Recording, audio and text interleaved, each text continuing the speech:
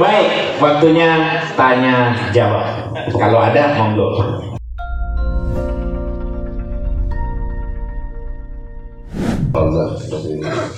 Dari Residen Oke, Pak Fauzan. Fauzan Rohani. Oh, Fauzan. Fauzan Rohani. Iya. Yang saya ingin mungkin bagaimana menurut Ustaz kalau kita membaca konten-konten di YouTube itu kalau Anda membaca zikir ini maka rezeki Anda langsung akan datang. Kalau Anda melakukan sholat duha akan datang. Tapi tidak ada konsep-konsep kerja yang nyata gitu.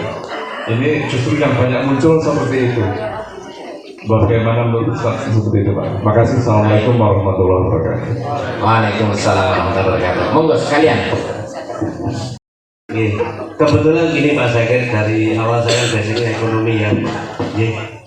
Jadi hari ini atau pagi ini mengenai wirausaha atau etos kerja ini kebetulan taruh kemarin itu sangat berpengaruh. Sehingga saya ini juga kalau berkenan ingin menawarkan Pak ini. Iya. Sambil berdiri ya. Iya. Nah, berarti menawarkan dari awal saya itu usaha, walaupun dari kecil kan itu. Pernah satu saat saya itu tahun 2003, 2004 saya itu datang ke Pak Dasron Hamid. Pak Dasron Hamid itu pada waktu itu kalau tidak salah masih ngastor rektor UMY. Rektor UMY. Saya membawa trik kurikulum IBS atau semacam Islamic Business School, yaitu kurikulum untuk program ekonomi Islam. Saya ketika datang itu pada waktu itu kurikulum itu yang saya racik dengan Bapak Ketua Jurusan Syariah IAIN pada waktu itu ya. Akhirnya kebetulan sudah 3 kembali belum diterima. Ternyata beberapa tahun kemudian UMY sudah membuka program ekonomi Islam gitu ya. Nah ini yang tanya begini ya. Saya kebetulan ada lembaga keuangan syariah itu yang saya dirikan tahun 2005, kebetulan yang memberikan izin termasuk Gubernur Sri Sultan Hamengkubuwono X. Nah, barangkali saudara sekalian ini ingin berkiprah di lembaga keuangan syariah ini, insya Allah saya siap untuk bergabung bersama saya untuk menjalankan kembali lembaga keuangan syariah itu agar berkembang. Itu. Apa namanya Pak? Lembaga keuangannya? BMT Arta Sejahtera. Arta Sejahtera. Iya. Itu kurang lebih itu, termasuk juga rental pada waktu itu juga rental mobil. Mungkin kalau ada yang rumah mobilnya nganggur untuk dirental, barangkali siap untuk kerja bareng. Demikian Pak Zakir. Assalamualaikum warahmatullahi wabarakatuh. Waalaikumsalam warahmatullahi wabarakatuh. Matur nuwun Pak Parman. Iya, mungkin dua dulu ya. Oh, ada Pak. Dua dulu, Iya, boleh. Assalamualaikum warahmatullahi wabarakatuh. Waalaikumsalam. Ini Pak, mengenai etos kerja ya, itu saya sering kalau pulang kampung itu sama anak-anak muda itu sering bicara itu masalah semangat kerja itu. Tapi kalau di Jawa ini Pak ada yang karena ada nama bejo itu Pak, jadi itu dibatalkan Pak, mau apa yang kalah sama bejo Pak itu, ya itu yang dibatalkan. Jadi memang agak sulitnya di situ Pak. Iya. Ya selama masih bejo itu ada ya. Kadang-kadang untuk menyemangati sekolahnya itu wong kerja kalah karo wong betul. Iya. Ya, mungkin itu dulu gitu. Satu lagi. Pak Imam. Assalamualaikum warahmatullahi wabarakatuh. Yang pertama terkait dengan ini, saya dulu ketika ngaji itu pernah dengar hadis mangkana yaumu khairu min asyin gitu. itu kan bisa dikatakan sebagai motivasi ya untuk mendukung etos kerja. Apakah itu hadis ya? Iya. Karena dulu dikatakan hadis, tapi saya pernah dengar itu bukan hadis. Kemudian yang kedua, kalimat di dalam surat At-Taghabun kalau nggak keliru, A'udzubillahi minasyaitonirrajim, fattaqullaha mastata'tum. Ya. Saya pernah dengar kok, menurut angan saya, tapi saya bukan ahlinya. Itu menurut kemampuan. Nah, saya pikirannya justru maksimal kemampuan. Nah, ini Maksimal mungkin. ya, terima kasih. Matur nuwun sangat. Iya, kalau Pak Parman tadi sekedar sharing informasi, beliau punya usaha BNT alhamdulillah Ya, dan ada juga rental ya. Sudah Tidak punya nyambung. pendamping juga. Oh belum lagi. Karena beliau pernah menawarkan kalau ada. Lah kenapa tidak? Itu pentingnya ta'aruf. Iya, taruhnya cowok semua kadang-kadang ya ibu. Kalau ada, ya nanti lewat saya lah, diam-diam aja nih masalah. Enggak, insya Allah saya enggak seleksi, saya cuma tanya-tanya cocok ya. Baik, terima kasih Pak Fauzan. Ya, ya, memang sebagian doa itu kalau Anda mengucapkan ini, maka kamu akan mendapatkan ini. Sebagian doanya itu, misalnya, maaf, doa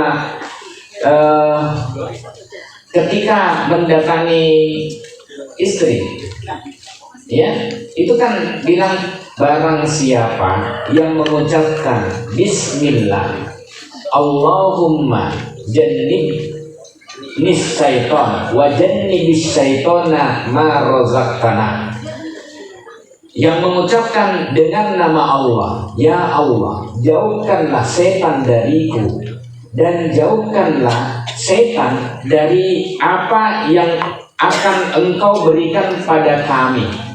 Siapa yang mengucapkan ini, maka niscaya anak yang lahir dari hubungannya saat itu tidak akan mudah diperdaya oleh setan. Jadi dia dalam melakukan sesuatu, dia tidak lepas dari Allah. Jadi bukan nafsu saja. Ya, memang ada hadis begitu. Ya, sebagian hadis bunyinya seperti itu. Tapi kita tetap yakinnya semua atas izin Allah, bukan karena doa kita semata. Tapi kita meminta itu untuk menunjukkan bahwa kita makhluk yang lemah dan butuh akan Allah. Ya, misalnya sama Allah. Nah, setelah itu di dunia kita tetap berupaya untuk mencapai ridhonya Allah.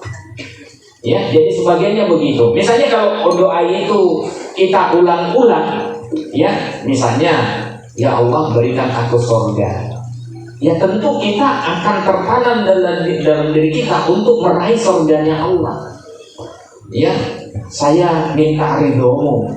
Tentu kita akan berupaya untuk menjalani amal-amal yang mengundang ridho Allah terhadap diri kita. Ya, masa kalau kata guru saya, masa kita sudah berdoa begitu Allah tidak mengampuni kita, tidak mengabulkan doa kita? Allah itu Maha Pengabul doa, asal kita minta. Orang yang tidak pernah, ini kali ini ajaran istri saya nih. Ya, Bu, aman Bu. Apa sih yang menyebabkan kita tidak mau meminta? Ya, padahal Allah itu bisa ngasih apa-apa. Allah Maha segalanya, Allah yang menggenggam rezeki kita. Minta saja sama Allah. Kalau ada sebagian motivator bilang, minta yang banyak. Ya, jangan cuma yang sedikit, tapi yang banyak ini yang bisa mengantarkan kita kepada Allah. Gitu kira-kira. Jadi sebagian doa itu isinya motivasi dan sebagian memang Allah kasih itu kalau melakukan itu. Tapi ingat, kembali lagi semuanya atas izin Allah. Ya. Kemudian yang kedua, ya, ada yang di tengah masyarakat kita tadi bejo, ya, wong usaha kalah karo wong bejo. Itu bener. Bejo itu nggak ada rumusnya, nggak ada rumusnya. ya takdir lah. Tapi masa berapa persen yang diberikan oleh Allah terhadap orang-orang yang berjodoh? Ya, orang berjudi, judi online sudah banyak tayangannya. Itu kan mengharap kebejoan, mengharap keuntungan. Padahal keuntungannya itu kalau online sudah diatur, pasti dikasih dulu awalnya, dikasih. Setelah itu dia akan berani-berani, akhirnya habis dia.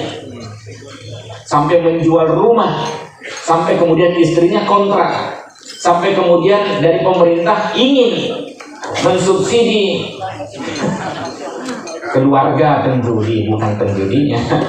Ya, tapi ingatlah, karakter penjudi itu mencari-cari sesuatu yang bisa dijadikan untuk modal judi lagi. Ya, karakternya.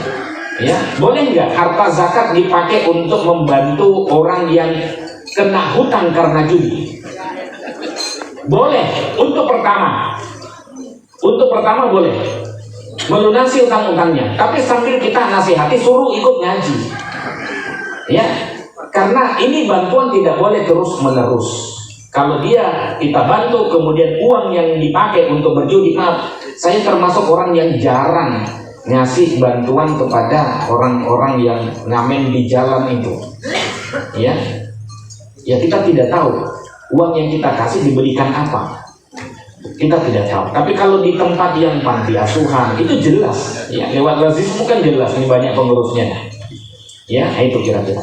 Nah, sebagian paham kita itu kita dihambat oleh nilai yang kita yakini. Coba, ini sebenarnya sudah dipelesetkan.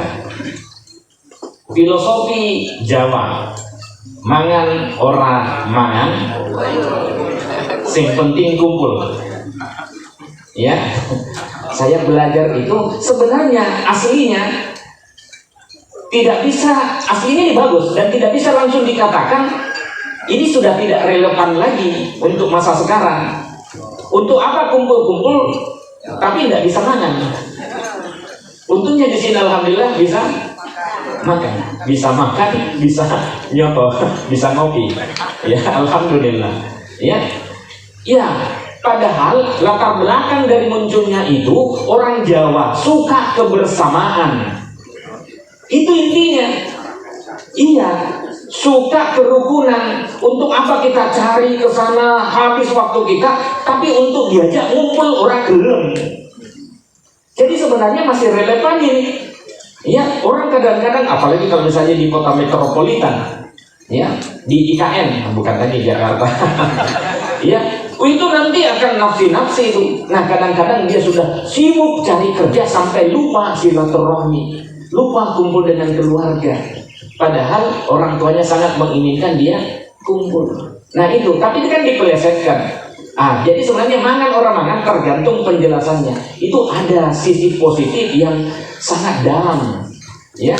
Tapi itu juga bisa menghambat etos kerja. Yang penting makan, walaupun hanya sederhana, ya. Yang penting kumpul, ya, walaupun makannya hanya sederhana. Itu kira-kira. Tapi sekali lagi filosofinya. Kalau kita lihat dalam Quran, hadis, selesai lah. Al-mu'minul qawi khairun wa ahabbu ilallah minal mu'minid dhaif. Mukmin yang kuat lebih baik dan lebih dicintai oleh Allah daripada mukmin yang lemah. Al-mu'minul qawi yang kuat itu mukmin apanya? Akidahnya, akhlaknya, moralnya, ya. Kemudian apa? Ya, ilmunya, kekuatan ilmu. Ya, kemudian apa lagi? Ekonominya, apa lagi? Politiknya. Kita kalau tidak menguasai politik, kita akan dipolitikin oleh orang-orang yang nggak benar. Coba laporannya saja. Ini orang yang suka mengundi nasib judi. Berapa anggota dewan menurut ATK? 1000-an di pusat dan di daerah. Yang mengundi nasib ada juga yang pakai uang negara itu untuk judi online. Siapa mereka ini? Orang-orang yang tidak tercerahkan, tetapi karena suaranya banyak jadi anggota dewan. Ya, nah makanya saya katakan kekuatan politik itu penting. Satu, fokus. Ya, karena politik itu yang dicari menang. Tapi kalau kita menang secara kesatria, secara halal, tidak menghalalkan segala cara untuk menang. Nah, itu prinsip kita dalam Islam. Ya, kalah nggak masalah, yang penting lurus. Nah, kadang-kadang saya dikasih sama teman membeli kebenaran, membeli kemenangan untuk meraih suara. Saya ditanya, ini ada pendapat begini Ustaz, bagaimana menurut Ustaz? Anda kalau menjabat ini banyak masalah di persyarikatan kita yang selesai. Ya, tidak apa-apa, saya bayar deh. Saya bayar. Tapi kamu yang menduduki itu, karena kamu punya pengalaman. Saya katakan, Mas, tidak usah tergoda. Tidak usah menghalalkan. Masa kita mengatakan harus jujur sementara ada godaan begini, suara bisa dibeli. Tidak usah tergoda. Lurus aja. Menang, kalah, ya sudah kalah. Daripada kita membeli suara sebenarnya kemungkaran. Ya. Tapi jabatan ini penting. Jabatan ini penting. Dan bisa mengalirkan dana-dana yang ada di pusat. Saya katakan sudah, tidak usah. Itu bukan hak kita. Ya, yang kita perbaiki adalah sistem negara kita. Nah, gimana cara memperbaikinya itu? Itu Pak ya. Baik, yang terakhir, fattaqillah mastata'tum. Memang kita disuruh untuk berupaya semaksimal kita. Allah tidak membebani kita di luar kemampuan kita. Allah berikan kemampuan untuk meraih ketakwaan, meraih ridho Allah. Inilah etos kerja kita. Tujuan akhir kita adalah ridhonya Allah. Ya, kita mendapatkan ridhonya Allah ya ketika di fattaqullah mastata'tum. Bertakwalah semampu kita. Wassalamualaikum warahmatullahi wabarakatuh.